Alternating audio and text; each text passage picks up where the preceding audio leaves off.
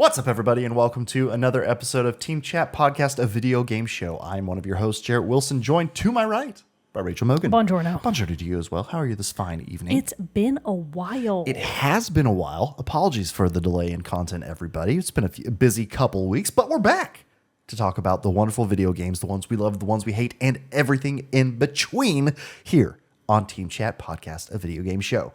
And you can listen to those episodes around the World Wide Web at places such as Apple Podcasts, Spotify, and others. You can also find a video version of each episode over on our YouTube channel. You can find us on social media and a Discord server where we have a lot of great conversation when we're not here recording the show. And finally, if you'd like to help make the show bigger and better, you can head over to patreon.com/teamchatpodcast, just like Allison H, Fuchsia, Ark, Brandon W, Bro Mogan, Super Saiyan Ace, Erica L, Elise F, Michael B, Michael S, Studio Boots, Susan M, and Zach S have done, where they've gone over to patreon.com, whereas for as little as $1 a month, you can support the show. And in return, we give you cool perks like getting the episodes early before their general weekly release and access to a private channel on our Discord server, the Rogues Gallery, as well as a patron exclusive show, Team Chit Chat, where Mogan and I just chit chat about stuff not related to video games. We try to keep it, it's the pre-show before we go live and recording the episode and all that stuff. But, you know, we're catching up. We're talking about various things like that. And it provides pretty fun, interesting conversation, we think. So that is our gift to you, is more of us rambling. That's what they really want. Can it be a gift, though, if they're paying for it? I mean, yeah, they didn't know they were going to get it first. So, you know, You're a receipt of purchase, I guess. Your proof of purchase. Proof of concept.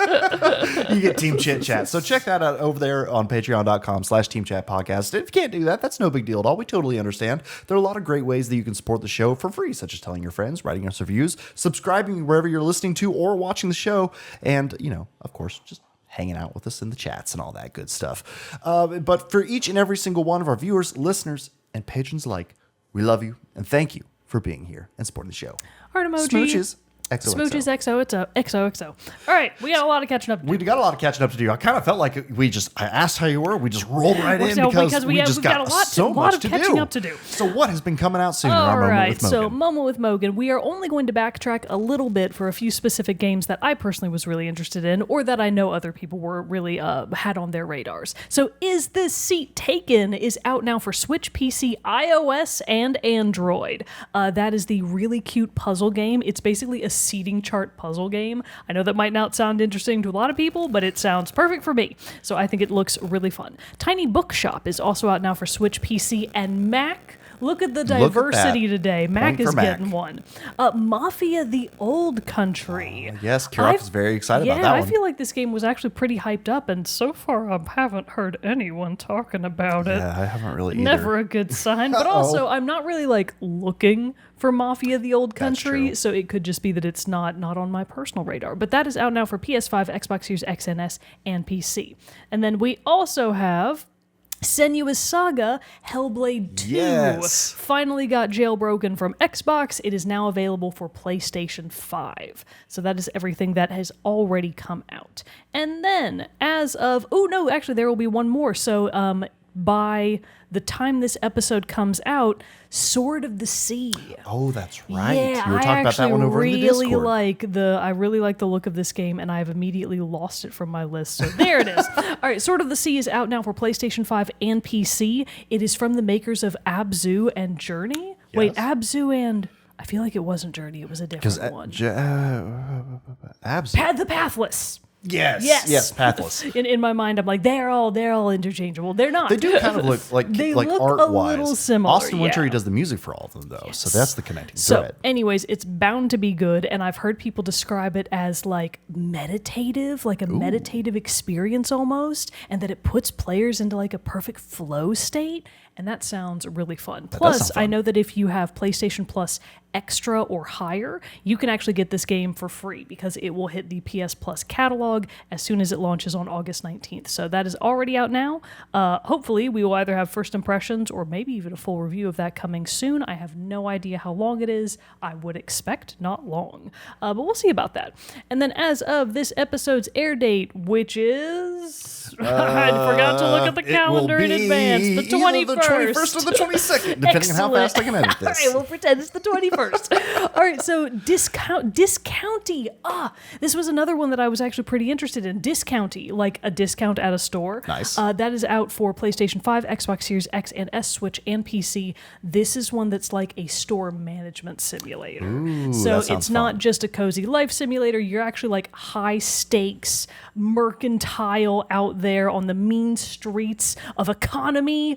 Nice. So I really like the look of this. I think it looks actually kind of panic-inducing, but fun in the way that I imagine that I think Overcooked is. That's sort of the vibe that I'm getting from it. Hurdling is out for PlayStation 5, Xbox Series X and S, Switch, and PC.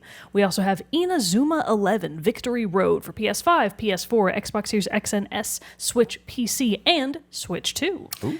Gears of War Reloaded is coming to PlayStation 5, Xbox Series X and S, and PC on August 26th. Ooh. Fun little tidbit about that, the Gears of War Reloaded. That is like the new port remastered version of the very first Gears of War game. That had also already been ported, remastered, whatever, for the Xbox One when that came out. And when I got my Xbox One way back in the day, I got the version that came with that Gears of War. I just logged in the other day to the Xbox app on the computer around when we were playing South of Midnight and stuff like that. And it just says, hey, because you bought previous version, here's the new one for free. Well, and I was like, awesome. that's awesome. So Yeah. I'll be giving that a shot too. Hell yes, that rules. Helldivers 2 is coming to Xbox Series X and S. So I think it's been a and it's a PC? PlayStation only and PC only now, but it is going to be making the jump to Xbox Yes. with Halo 3 ODST content, like costume content. And like it's not going to be What a pull. I know, like of right? all the Halos, arguably the best soundtrack out of all the Halo games. I will not be fought on that. yeah, fantastic. Wow. But yeah, I was like, damn, that's pretty tight to get That's some pretty Halo cool. 3 ODST content. That's In crazy. Helldivers 2, man. Which I mean, it does make sense because the ODST stands for Orbital Drop Shock Trooper in the title, so which And makes that's the what exact those sense of what the Helldivers do be. Helldivers are. Yeah. So yeah, so it's a perfect crossover, and I was just like, that's incredible. Makes perfect sense. It is quite a season for cozy and life sim games right now because there are a couple more coming out at the end of this month that are, again, they look really fun. Story of Seasons Grand Bazaar. Ooh. For everyone that didn't get the memo, I know I've talked about it 12,000 times, but Story of Seasons is the nouveau Harvest Moon because some copyright stuff happened. The developers of Harvest Moon lost the rights to the name Harvest Moon. They now make Story of Seasons. So if Harvest Moon is what you're all about, Story of Seasons is the new Harvest Moon. Grand Bazaar comes to the Switch 2, Switch, and PC on August 27th. We also have Davy X Jones Early Access for PC, which I imagine is just a very specific dating sim where you play as either Davy or Jones and you're trying to like date the other one. You think I'm right about that? That sounds right to me. Yeah. If we're basing it off of the Pirates of the Caribbean design of Davy Jones, He's a lot of gonna be tentacles sexy. involved. What you know? Just makes a dating sim perfect. Oh boy, we have a fascinatingly titled game, Karate Survivor, for PlayStation 5, Xbox Series X, PS4, Xbox One, and Switch on August 28th. And then a game that actually people are really excited for, Kirby and the Forgotten Land, is getting its Switch 2 port. So this will be the upgraded version. I think they're doing some new stuff with it as well, so that'll be coming on August 28th. Then we have Metal Gear Solid Delta Snake Eater. I know that one is hotly awaited by many people for PS5, Xbox Series X and S, and PC. Closing out the end of the month, we have Robots at Midnight for PlayStation 5 on August 28th. We have, followed by its brother, Super Robot Wars Y for PlayStation 5, Switch, and PC. Lost Soul Aside on the 29th for PlayStation 5 and PC. And then finally, Shinobi Art of Vengeance for PlayStation 5, Xbox Series X and S, PS4, Xbox One, Switch, and PC. All the stuff except for the Switch 2. There you have it. Speaking of Donkey Kong Bonanza earlier and the Switch 2, one of my buddies at work told me that his wife bought a Switch 2 and has been playing Donkey Kong Bonanza, and he says, Jerry, it's incredible and like the best thing ever. I've heard nothing but And good things about it. It's all he wants to do. He now wants to buy a Switch 2 so that he can play Donkey Kong Bonanza So when with her his at the same time. wife is done with hers, can she give it to you? That's what I was saying. I was like, can you bring it to the store? Let me play it, please. Because that is legitimately the only reason I want to Switch 2 right now is to play Donkey Kong. So. Basically, there's only one good game for the Switch 2 right now, and it's not Mario Kart World. That's true. How embarrassing. Hurts for Nintendo, doesn't it?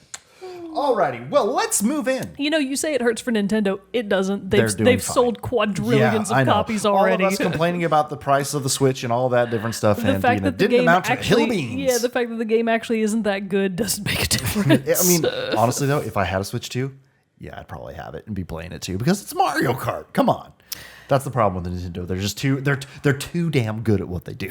Well, the main thing that a lot of people are saying is just that Mario Kart World gets really boring after a while. Yeah, I can So see you the say like that the empty you would be world. playing it, and maybe you would for like 10 hours. I mean, and then you might I'd be bored playing with it with like Sam. I'd be playing with you when you come That's over. Like true, we'd be and then it doing, would be I'd be doing fun. couch co-op stuff with it. Not necessarily. I doubt I would be like single playering the Mario Kart World at this time and everything like that. Alrighty, well let's move along to the main topic of the day, which is a listener submitted topic from friend of the show and patron Brandon W. Thanks, Brandon. He says, would you guys consider doing an episode on your Mount Rushmore of gaming? The 4 figures you consider the most important to the industry or the ones who had the biggest impact on you. Could be designers, directors, artists, musicians, producers, etc. For example, Hideo Kojima, Hironobu Sakaguchi, Hidetaka Miyazaki, and Nobuo Uematsu. Guess what? Nobuo Uematsu actually worked on the music for Fantasy Life I. Really? The Girl Who Steals Time. Oh, that's so cool. Because I technically got the game to, this is so off topic, but I got the game to roll credits. Not for real.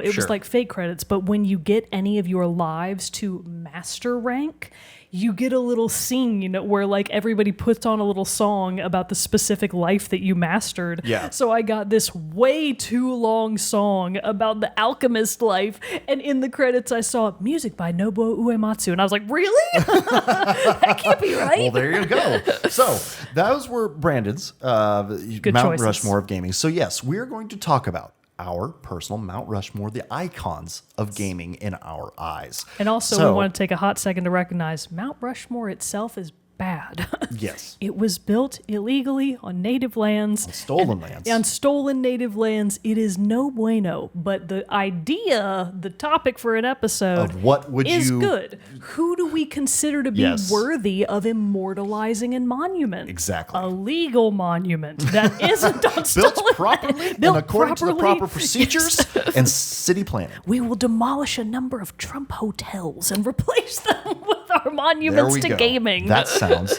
like the best plan It anyone sounds could like have. a pretty darn good plan, right? Well, then why don't you start off then? Yes, and with one of your pretty darn good Mount Rushmore icon And of I am gaming. obviously going to start out with the elephant in the room, the one that I really have no choice but to talk about okay. because of the many, many games that he has either directly created or touched in some way in his work at Nintendo. We're talking about Shigeru Miyamoto. Oh, man. How could we not? How could honestly? we not? First of all, such a handsome, fun guy. Right? He's got such Just a looks beau- like he's having such he a looks fun like he's time having all the such a time. good time. He seems incredible. Anyway, Shigeru Miyamoto, if you're not familiar with his his vast, God, how long? I mean, he's been at at Nintendo for since like 1,000 the years. 80s. He's had his hand in Mario, Donkey Kong. I'm pretty Yes. like any of the like storied series and franchises from Nintendo. I'm pretty sure Miyamoto has had his hand in Specifically, he has had his hands on Mario, many different titles, The Legend of Zelda, many different titles, Donkey Kong, Star Fox. Star Fox. No, don't say that. Don't clip it. Star Fox. No, Star Fox, and a lot of people forget about this one, Pikmin. Oh. So, yeah. I mean, I don't think he was the lead director on Pikmin. I think that was another guy, but he was either co-director or one of the producers on it. So the Pikmin games, near and dear to my heart, they don't get enough Well, I mean, what game on love. that list is not near and dear to someone's heart? And you know what I that's mean? the And to like most, abbreviated list. yeah, and to like most of us, like Mario, Donkey Kong, huge parts of our early gaming lives and stuff like that. And it's just a testament to like this man's creativity, his ingenuity in making all of these fantastic, and and I know that like he's not alone in this. There are other people who work on these things with him, but still, just like for one guy to have a hand in so many different seminal franchises, incredible. He has worked at Nintendo since 1977. Oh, snap. This is like old school Japanese work theory, is that you join up with a company and then you are there till you die. So he was employee of the companies from 1977, became one of the executives in 2002. And personally, I think all the stuff that happened in 2002 afterwards is all the really good stuff. Because sure, The Legend of Zelda already existed, but it wasn't Wind Waker. And Wind Waker is the one I care about. So yeah, Shigeru Miyamoto has just the longest history I can think of any continuous person. Yeah. Except for maybe Satoru Iwata, who has since passed on. Right. He may have been at Nintendo longer and also very influential in gaming. I was almost gonna say like, should he? Like he was going to be an honorable mention. He didn't quite make my list, but Iwata was going to be an honorable mention purely for the fact of that time when he took the pay cut when Nintendo was not doing well, and he was like, "It's on me. I'm the head of this company." Took the pay cut, and was able to bring Nintendo back. Yeah, I think that was pretty. That was what? That's not an honorable mention. That's a great fucking mention. Also, what a cool. Good dude, right? What a GG. He's on there. He's on the list. He's on the list. He's on Jared's list. My list is Shigeru okay, Miyamoto. but that's why I wanted to go ahead and say like he's because it's a very Nintendo heavy list. Because is yours too? Kind of. I kind of wasn't sure what yours was going to be like. So here's my methodology, because maybe this will give you some ideas while I'm spitballing. Sure.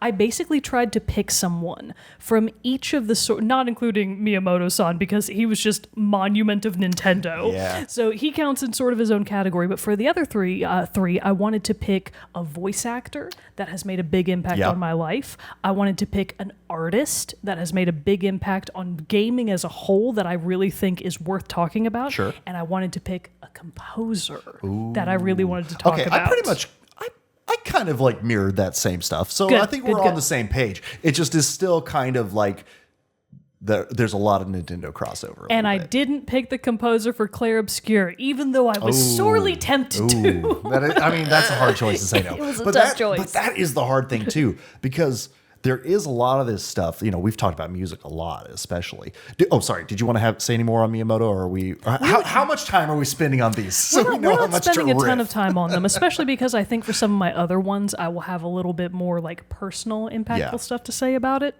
But for Miyamoto, just literally, where would gaming be? Yeah. You could make the argument that where would gaming be without Nintendo? And that is true, but Nintendo is made up of its parts. That's and right. Miyamoto is one of the biggest gears in that machine. And I just think about, oh my God, what if he actually what's the Futurama episode where they're using the little machine? My Futurama knowledge is not great. Oh, there's like a little machine where is it just called the what if machine? It might be. I might be overthinking it. But anyways, they push a button on the machine and they ask it a question, and then it shows them the alternate reality of what if Miyamoto had never joined Nintendo? How different would they even really exist today? Yeah. Would Mario and Zelda and Donkey Kong, would Donkey Kong Bonanza be out? Would Probably not. be on the Switch too? Probably not. Would we have gotten the hit song Donkey Kong Rap from DK64? Probably no, probably not. Miyamoto had to clear that before they put it in the game. Incredible. Anyways, so Miyamoto is an obvious one on my list. The others are going to be not necessarily, one of them's a little niche, but they're not really going to be niche, but you get the gist. Interesting. Since we're already talking about it, I'll talk about the voice actor. We've hinted, we've been close, but I have to say, icon of gaming for me, Charles Martinet, the voice of Mario. What a good choice. Wait, does he not also voice Luigi?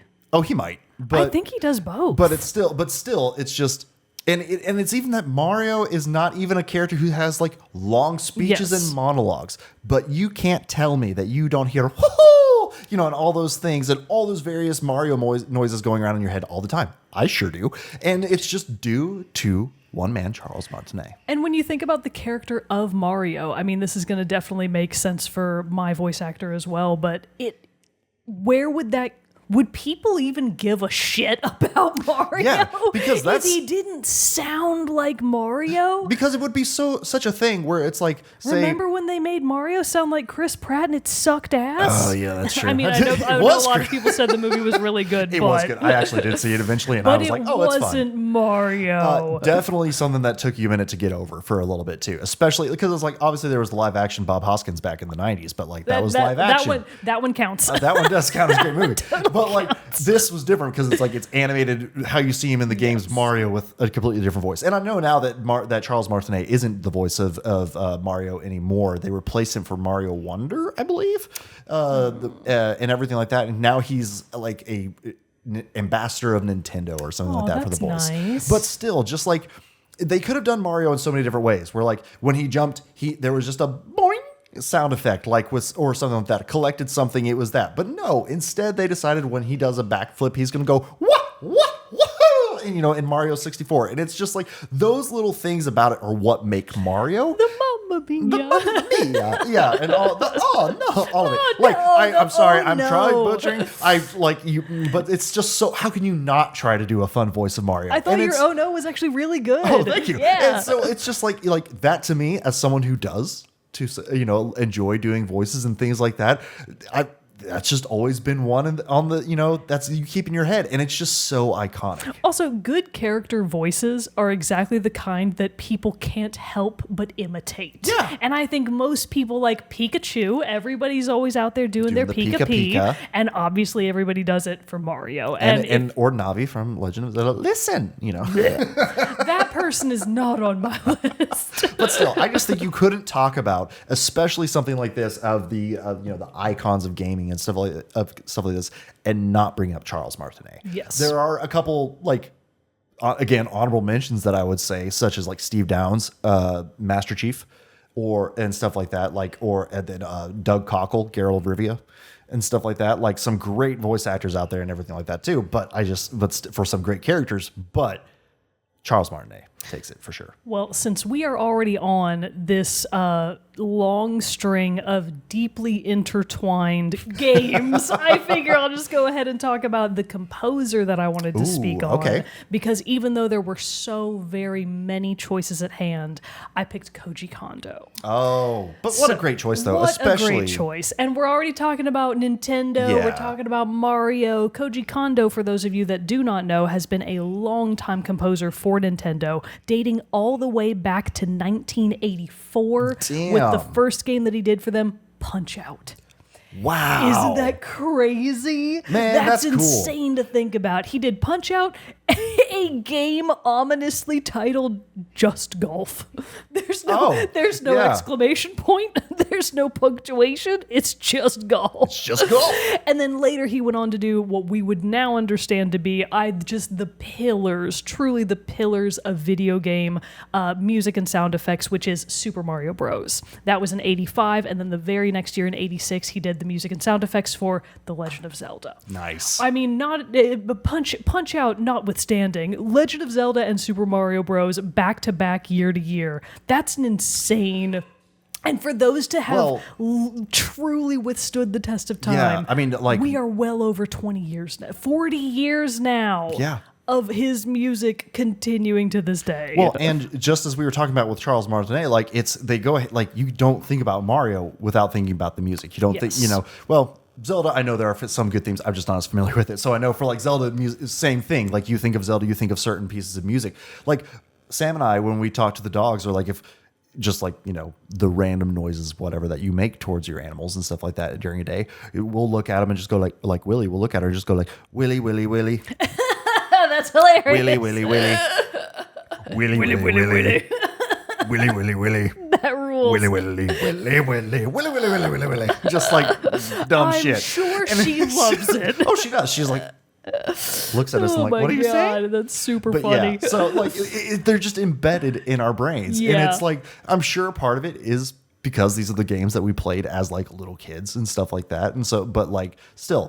You say games we've played as little kids, but these games I'm still playing as an No, adult. same. I just mean like just like they've been in our heads. Yes. Like cooking in there for so long. I also think it really speaks to the quality of music where you can listen to it outside of the game and still get maybe not the exact same emotional response, but still get a lot of enjoyment Yeah. and emotional response to it. And also, if video game music is so good that it inspires you to try to learn an instrument, I think that's incredible. That's and true. this would have been many years ago, but I used to do piano when I was a little kid.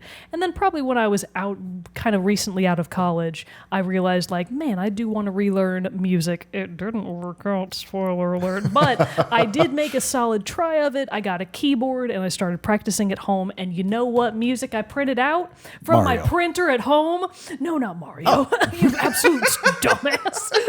I printed out the theme to Outset Island and Dragon Roost Island from Wind Yeah. Waker. Because if we want to talk about Koji Kondo, obviously I think for me personally, the game that is like the peak of peaks for me is Wind Waker, but also Mario Galaxy. Are you kidding me? Windy Gardens, everyone. I don't actually know if I know music from Mario Galaxy that well. Okay, we'll All have right, to I'll fix do that. some homework. Yeah, I'll have to put a bunch of it in the Discord because the Mario Galaxy music, all of the Pikmin music, and all of the I'm actually not sure. Actually, don't. I need Am I to not check. done I Pikmin? need to check my logs I'll on do a quick- Pikmin. I'll do a quick Google I for may have you. been trying to say the game that I just immediately left my brain. What was I saying? Mario Galaxy and Wind Waker. Gosh, Mario Galaxy and Wind Waker. Anyways, those are I truly just some of the best soundtracks I can still think of today. Those games are obviously quite a bit older by now, but they have powerfully withstood the test of time, along with all of the themes that Koji Kondo put out into the world from Yeah. his incredible brain. So I think Koji Kondo absolutely deserves to be on my Ashes of Mar-a-Lago monument to gaming. Incredible. It was actually Hajime Wakai. That's a great pick. I promise not all of them are Nintendo. Well, okay, see here, because I have to go and go ahead and give my composer, Oh, okay. which still is from Nintendo World. Wait. Can I get? Is it someone I would guess? I think so. I honestly don't talk about them much, but it's the same kind of thing where it's like they're so completely iconic. I totally know his name. Oh, but I'm blanking on it. I want to say David or Dave. Am I close? You're right. David Wise. David Wise. I David can never Wise, remember his last composer name. from Rare of 1985 and stuff like that. From 1985 on, he composed music for Donkey Kong Country. Yes. The Donkey Kong games. And again, it's one of those things. Though, like you could put aquatic ambience on a It's so. infinite loop, and I would never tire. What's of the one listening that to it. plays in like the calmer jungle area? Oh, That crap. one, because I used to watch Samuel D., friend of the Oh, show, hey, what's up? Discord member. He used to do speed runs of Donkey Kong, and he would obviously, blast through the game so fast that you would get to hear those tracks on repeat. And Mm-hmm. the one that takes place in that jungle area, which had a lot of like thorns. Oh, It yes. was like very thorny, and there were bees everywhere. Yeah, I know what's called. But anyways, that track lives in my head Where constantly. is it? Forest Frenzy. I think Forest this is Frenzy. it. Is I'm going to have to play a little bit of it because Should we play a little bit of Yeah, it? let's just play maybe just we play a little bit Let of me it. just play a little bit of it right here. No, is that it? Skip forward. I don't think that's it. That's in the mines, I think. it is either. But like, listen to that though, especially for this being the early video game music, chiptune is kind of stuff. The music out of this game is just incredible. It's incredible. And just for the all of that alone, just honestly, maybe it's Treetop Rock. Oh, yes, that sounds familiar. But just for this soundtrack alone, like David Wise deserves to be on this list for me. No. No, but again, listen to that. It's so fun, so funky. Crap. Funky I know Kong, which if one you you're talking please. about. Oh wait, Gangplank Galleon is fun too. That one is really fun. The pirate one. Everybody knows it's the pirate one because it sounds like pirates. Yeah. And how does it sound like pirates? The magic of David Wise. Oh, maybe it's this one. DK on Swing. That's probably what it is.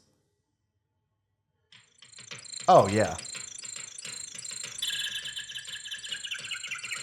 I'm pretty sure this is it. No? It's not the one I'm thinking of. I will have to go back and see if I can find it. Okay. But anyway. Also, watch it totally be from DK2, and I just don't remember. I mean, there's a bunch of it, but just all of this music, like especially aquatic ambience and different stuff like that, just really has always stuck in my head the exact same way as like the stuff from of Koji Kondo and all the different music from Mario and all that. So it's just when I tried to think of composer, that's what I mean. Like there were a lot of composers that I thought of that have made incredible music that we have loved and talked about, but none of them like really stick with you in the way as the David Wise's music from Donkey Kong. I can agree with that. So I got to give him as an icon. Wise's music doesn't quite stick in my head as much as Kondo's, but I totally Koji. Yeah, Kondo's. Yeah, okay. Yeah, Koji Kondo. Gosh, for a minute, my wires again got crossed, and I was like, Marie Kondo? No, that does not spark joy. That does not spark joy. So my brain was just like, wait, have I been saying the wrong name the whole time? No, I'm saying the right name. Yeah, you're saying it right. I'm gaslighting myself. Anyways, so my next one, I actually brought a prop for. I'm very curious to know what this is. Yeah. So, Jarrett, I don't know if you recall, because you did not, well, you kind of sort of did. You didn't have a PlayStation 1. Yeah, no. No. And you perhaps, did you ever have like demo games on your family computer that were only like 20 minutes of gameplay, but you played them again and again and again? Yeah, for sure. So you probably get the gist. A lot of people, the young people these days, am I right? The fucking Zoomer alphas, the Zalphas, if you will. I don't know what they're calling themselves these days. They may not know or remember a time where games were ugly. Oh, yeah. Games used to be ugly. They used to be limited, you see, by the technological environment from whence they were born. And honestly, it was the early 3D shit of the PS1 to the late like 2000, early or mid 2000s, where it was like, this is probably the nastiest time period of games. This is gross. But even before that, we had the SNES, we had the early Nintendo consoles, which weren't even 3D. They were flat 2D, highly pixelated planes, a la your Final Fantasy games. And I wanted to talk about something that I feel like is really important and kind of a dying art because it's not really necessary anymore. Now that games look good, I would argue it is easier to make game covers that also look good. But it was not always so. It used to be that if you put your game art on the cover of your game box, your jewel case, your CD jewel case, that game probably wouldn't sell because it would look ugly. It's kind of like you look at the early games for like the NES, SNES that are like the fantasy games and stuff like that, and they're like 80s comic book cover, like Drew Struzan movie art, and you're if I can find it, we need to put up the original art for the first Mega Man game because I'm not saying it looked good, but it was memorable. Look up like Mega Man 1 box art. Mega Man box art. It was just. Oh my God. Oh my God. Yeah, we'll put this in for sure. So for starters, a couple things I love about this. A, it does catch your attention.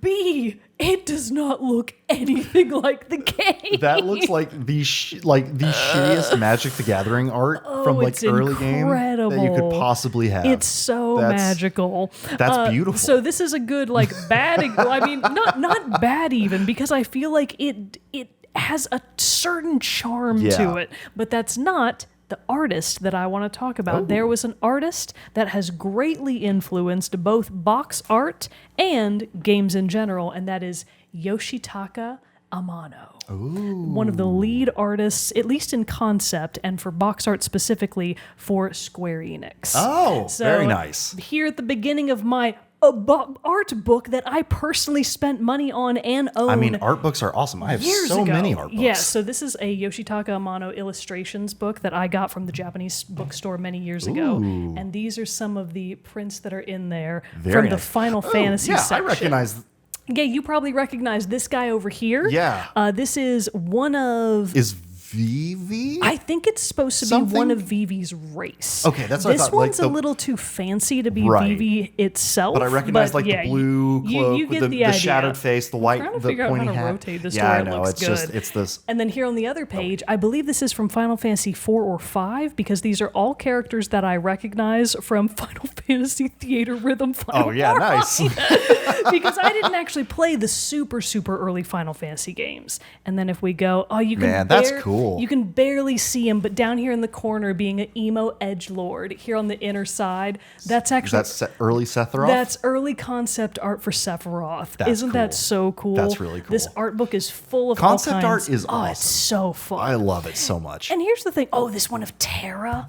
So Terra from Final Fantasy V and her big old mech thing that she's got there. I love this one. It is so cool. That's cool. Along with many others. My point being that when games were very limited by the technology available at the time, in order to capture fantasy, Final Fantasy, you have to be able to give the player something to imagine beyond what the game is able to serve you. And that came in the form of Yoshitaka Amano's art, because when you looked at the cover of the game, when you looked at the booklet, remember when games had booklets? With the instruction manual. With it was cool. instruction Sometimes manuals. maps that you could flip Sometimes out. little maps. Sometimes, like in Tekken and The Legend of Dragoon, they had sections where they had character art, the fancy character art, not from the game, and then a little paragraph that told you about them. So cool. Everybody Had to build the loved lore. that. And it was the only way that you could really get the vision that the game makers were trying to give to you. And I feel like Yoshitaka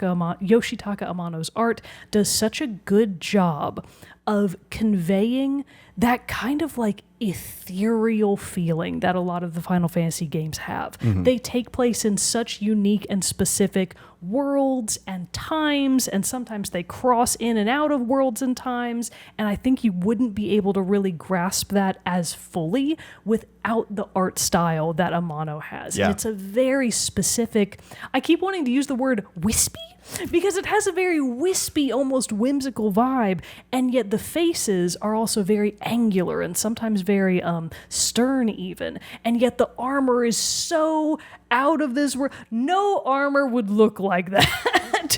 It is non-functional. Yeah. But it looks it looks cool. badass. It looks cool. It gave every character from those games such a unique identity. You could easily identify them in all of the character art, and I feel like that is just something that not necessarily is a lost art, but it's just not as required anymore, because when the game maker programs in the excellent mo-capped 3D model of Aloy, it's not the same.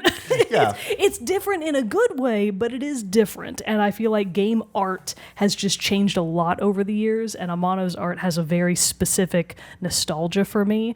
Also, he's just a regular artist in real life, and he has a lot of other work spanning beyond the Final Fantasy games, but it still draws a lot of through lines and style to his work with Final Fantasy. Yeah. And it's just really cool to see. I admire his art a lot. He's one of my favorites from the world of video games, perhaps even in the illustrative arts world, period. I think his work is incredible. That's awesome. That's really cool. I love to see it. And if you would like to buy my book from me for the low price of $10 million, I was about to say, it's for sale?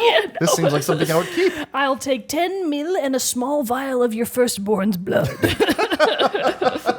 Pet or animal in case you don't have, pet or person in case you don't have kids. Well, Because like, I get what you're saying. Like the art of being able to do like a 3D artistry. Jarrett's looking over his shoulder Because at the I'm art looking book at all my shelf. art books that I have He's here. not I just actually- weirdly staring at my back. No, because they're just over here in this thing. Want But me like, scoot back and grab one? there's actually the Horizon Zero Dawn one. I was just noticing. Right next to the God of War one, right there. Bam. It's a hefty boy. Because it's like, because it's like you're talking about like getting to see, we see in the games nowadays, like the fully fledged finished product of, of like the 3D designers and 3D artists, which not discounting their work at all. It's incredible.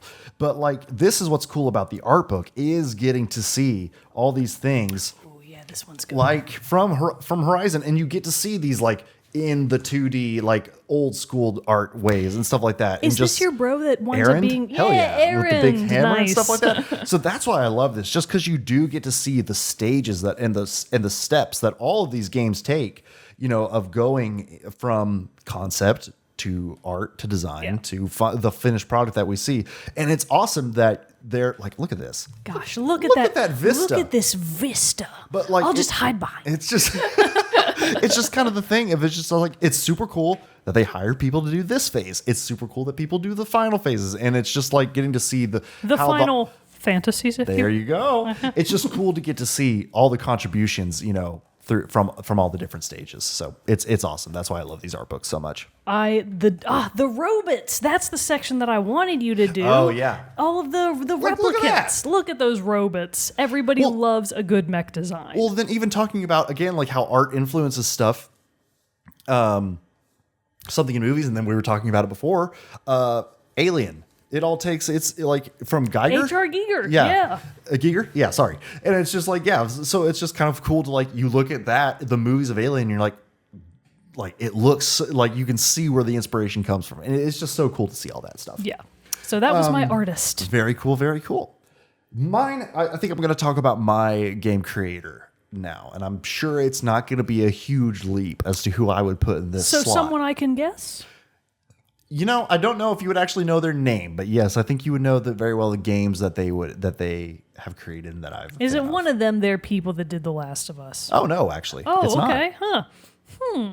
It's Much not- more. It's more longer to be an icon. It has to have Is a long it the personal. Sid Meier? It is the Sid Meier. Okay, you didn't know his name because Sid. Like, how could I not? Yeah, If we're talking about the I icon, our understand. personal icons of gaming, how could Sid Meier not be on that? And that's like your longest personal lifelong game series, right? For sure. Yeah. Because I started playing, the first Civ game I played was Civ 2. That came out in like mid to late 90s, probably late 90s by the time I actually got to play it. And then, from there, I played 3, skipped 4, but I played 5, played 6, and I'm now playing 7. And I recently actually read Sid Meier's memoir and everything, which was a really good book. It's not too long. Wow, either. you're a real fan, Jared. I've never read a memoir. See, I've actually got, even though I talked about how much he jumped the shark, I've got Hideo Kojima's too. I'm going to read it. But it's just, because like he's still talking about an icon of gaming. See, I'm good. I'm with everybody. I sit on both sides of this fence. I think he jumped the shark, but it should be on Mount Rushmore. I'm superstitious, and I believe that it's bad luck to have a memoir published about you before you're dead. I mean, honestly, I get that too. Like so many people are doing that, but still, it was very fun to get to like read more about the inspirations behind what caused him to want to create Civ and like what made him. And it honestly is just like he loved history. It's all that same stuff. It's like it's very similar. Just like he loved the history, he loved the strategy and like seeing and understanding the history of like how all these various like the nations of the world came to be and all this and the struggles. And So, does it say in the book what exactly he thought would lead to Gandhi? Perhaps being the so warmonger very that he bloodthirsty. I think he does. If I remember right, he does talk about it, and it's just very much how it was just like an AI bug kind of thing, or maybe I'm reading that from something else. But just basically, it was not ever the intended. It's just kind of what happened, and, but stuff like that. But Gandhi just got away from him. but it was also crazy to read about how many other games that he's like put his stamp on or worked on. Like he made a pirates game. He's made one about trains. He's made one about flight Choo-choo simulators Charles. and like fighter jets, but like aerial combat games and different Microsoft stuff like Flight that. Ace Squadron, Ace Patrol, something like that. That actually sounds kind of familiar. And so I was just kind of like, holy shit, this is wild. But just how much, especially the early Civ games, were him just kind of like, with the small team at Firaxis at the time, just like tinkering around, building all this stuff, take the feedback from the next, as these things common do with like building out a franchise. But just, when did the first Civ game came out? Sorry. Snap. 1991 was when the first Civ game came out. So when was Civ 2? This might not show it on this one. But yeah, like, F-15, F-19, Solo Flight. Like, look at all these just like flight simulator games, completely different things, not just Railroad Tycoon. Okay. Magic the Gathering board game, Oh my God. stuff like that. So like, so much stuff. And and while that genre of like strategy, turn-based strategy and stuff like that, I don't really play much of outside of Civ. It's just the amount of time that I've spent in that franchise, the amount of time I've spent playing those games, like just sheer hours, is incredible. And how could I not thank the man who made that possible? Yeah, good choice. Good choice. Very By nice. immortalizing him in stone on the site of the torn down Trump Vegas hotel. Excellent. Well, this would not be a true monuments list for me unless we talk about the voice actor and or actress, depending on how you want to say it. I think voice actor is widely just the term now. Yeah. But the voice actor who has personally made a huge impact on my life in many, many ways. Actually, in many more ways than a lot of people think, because her credits are hundreds long, and she's probably been in games you've played and you never even realized it. Can you guess who she is? I'm trying to think. It's okay if you guess one of her characters. I wouldn't blame Man, you. I don't. I dropped a little hint at the beginning before we started recording, and it was kind of a little Easter egg about who it was going to be. I honestly have no idea. Because you said, what a mystery. And I said, the Nancy a Drew? mystery indeed. The Nancy Drew voice actress. So I have actually been trying to, this is for a while now, and this Yeah. just happened to be a really good episode for it. I've been trying to brainstorm a way that I could finally really talk about Lonnie Minella. Just reach out and ask her for an interview. Let's do I it. know. She is 75 years old. She might be tired. Who else? She's got plenty of time then. But I also think she's probably still working because Yeah. she is prolific in the world of video games. So not Lonnie Minella, in addition to being the iconic voice of Nancy Drew, spanning the vast majority of the Mystery Games long-running series, I think up until about either 30 to 32. She wasn't the voice actress for the two most recent being in air quotes here, Nancy Drew games, and I'm going to say that Nancy Drew died when Lonnie Minella stopped voicing her, because she is so powerfully attached to that character for me as a player that anyone that comes after her is a moot point. It's not going to matter. That's not Nancy. You can call this person Nancy Drew, but without Lonnie behind that mic saying, I need the key. It's locked. Yeah, I mean, it's locked. Yeah. It's locked. Without her, it's not Nancy. And she has also been in what feels like 10,000, but it's really more like 600 video games. She is Rouge the Bat. You wouldn't know because you're not a Sonic fan like I am. I'm just kidding. I've only played I like one Sonic. I know. But the only Sonic game that I actually care about is pure nostalgia bait. It's Sonic Adventure Battle 2. And she voiced Rouge the Bat in that game. And once you go back and actually hear it, you're like, oh my God, she is Rouge the Bat. Incredible. She has also done work for the... so Rouge the Bat is and Nancy Drew are such different characters, even as opposed to Ivy from Soul Calibur. And if you were, do you know the character of Ivy? No. Don't look her up because it's not safe for work. but Well, she's now I voiced. have to. Yeah, well, now it's for scholarly journalism. It's for science. It's for science. So just going through. So I mean, when you go through her discography, this one, everyone forgot Evil Zone. Oh, yeah.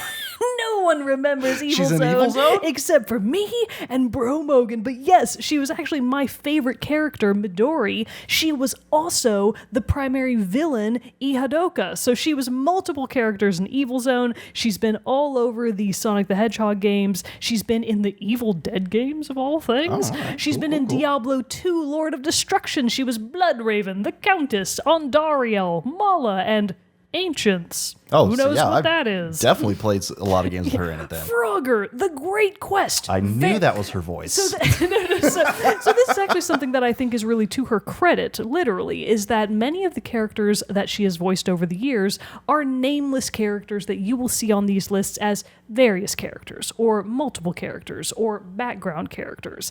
And I feel like there's really not enough credit given to the people that aren't the main character. Because when you think about all of the voices that go into making the games that we love, that we hate, and all of the ones in between, it is truly a Herculean effort to cast all of them and then to actually record them and mix them into the games. It's just, I don't understand how anyone does it. It sounds frankly too hard for my liking. So I just wanted to take a little second to be like, not only is she just a powerhouse of characters that I have truly loved over my lifetime, she is also many of the background characters that you might never think about. And I feel like they add so much extra flavor to all of the games that we've played over the years, and yet no one knows their names. Well, you know Lonnie Manella's name now, and you probably know any of the 100 games that she has been in throughout the many long years. The Lord of the Rings, The Battle for Middle-earth 2. Ooh. She was Galadriel. Oh, very cool. Right? But she was a couple of different characters in the Fire Emblem games. That's crazy. Poirot, I almost forgot about this one. Professor Layton. She plays Luke, and I love Luke. And if she's that an apprentice? Yes, Luke is Professor Layton's literally his apprentice, his assistant. And if I think she probably won't be, but if she's not Luke in the upcoming Professor Layton game, I'm not buying because it won't be the same. But also, I think it's supposed to be a slightly later in the future game, so Luke has aged and he probably won't sound like a 10-year-old anymore. So maybe Lonnie Manella doesn't make the most sense for that, but I advocate for her regardless. So yeah, Lonnie Manella, she absolutely deserves her place among my personal pantheon of Titanic, not characters in gaming, Titanic people in gaming. Very cool, very cool. I'm trying to think now, because my last one is not so much a person and more a studio. Oh. If that's allowed? You can talk about it, and then we'll just edit it out at the end.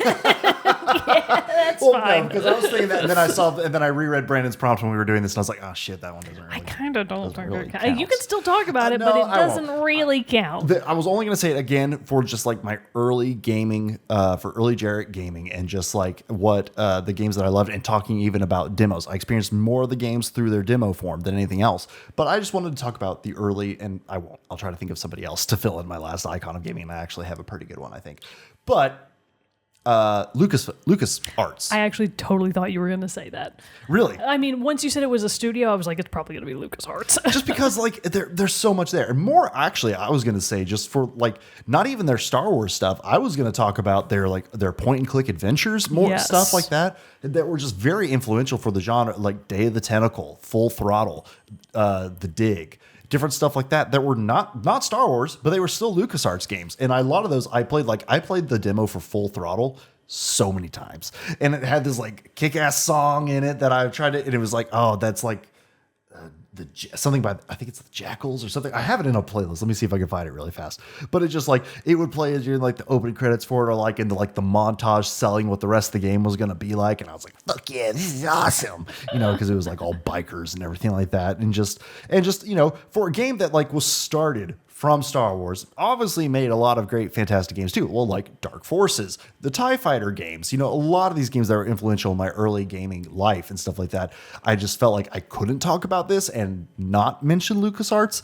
But since we are focusing on people themselves, I am going to give another shout out to a voice actor.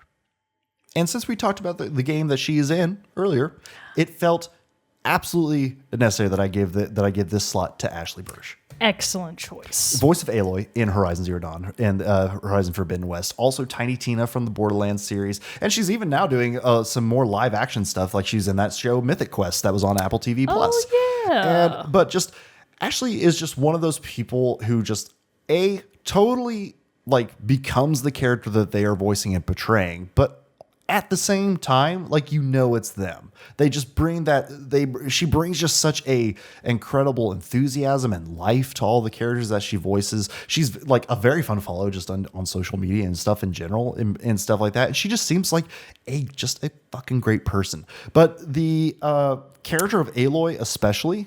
Don't forget Chloe. Oh, duh! I knew Yeah. there was one other one. Chloe I from was Life is looking it up Strange. because I was like, why isn't he saying Chloe? Am Yeah. I remembering wrong? No, I just completely Oh my spaced. God. But yeah, Chloe, Life is Strange. Holy shit, we love that game. And We the love that emotional game. impact of that story too. It's just her characters stick with you. Chloe, even though I forgot her name, really sticks with you. The ending of Life is Strange is one of the hardest gaming decisions that I've ever made in my damn life. And that was part because of Ashley's portrayal of Chloe. Aloy, even though, spoiler alert, Aloy doesn't die in her games, but still, she brings such a emotion to the character, and you sense Aloy's standoffishness and not wanting to get too close to people because she's been raised as an outsider her whole life, and you feel that in how she talks to other people. But then you also get the soft, caring side of her that you see explored in that game so many other times when she does open up and let people in and everything like that. And it's just she just does an incredible job. And Tiny Tina is just the complete opposite of Aloy, and just wild and crazy and wanting to blow shit up all the time, and just hyper. And just, she delivers yet again a killer performance. Also, I never would have clocked this, I think for obvious reasons, but she voiced Chun-Li in the Marvel vs. Capcom Infinite game. Very cool. Which I feel like voicing characters for fighting games must be the hardest job in 'cause voice there's a lot acting. of yells, screams. Yeah. Oh God, it must be terrible, Yeah. but good job on you. Yeah. So, I mean, I think that as she is a more recent addition to this list, but of the games and stuff that I've played in the last few years, or pretty much since Life is Strange and Horizon Zero Dawn, if she's in it, very big selling point. Remember briefly when I thought I could be a Valorant player? Oh, yeah. She voiced Viper, which There you is go. a character that I mean, I was bad with all of them, but I was really But you bad wanted with to be Viper. good with Viper. But yeah, That's I just think awesome. Ashley Birch is just, it has an incredible resume already, and got plenty of career left. Yeah. So Oh, super yeah. excited to see what other projects she comes up with. She's going to be in her own 600 games someday. Oh, absolutely. Like Lonnie Manila. you Oh, go. and then real quick, I wanted to do a slight clarification about Yoshitaka Amano. I think I was saying cover art, which is really not true for most of the Final Fantasy games. What I meant to really say is the very iconic logo art that he has long since Oh, done. yes. I feel like I wasn't communicating that well, but I mean the iconic logo art that goes along with every Final Fantasy game. They all get something very individual and very interesting that you immediately associate with that game. The Meteor or Genova, yeah. depending on how you want to think about it, for Final Fantasy VII. The beautiful rendition of Yuna doing one of her dances over Final Fantasy X's logo. They're just all so good and so iconic, and they really make those games for me. Hell yeah. Hell yes. Hell yeah. Just a little clarification for you.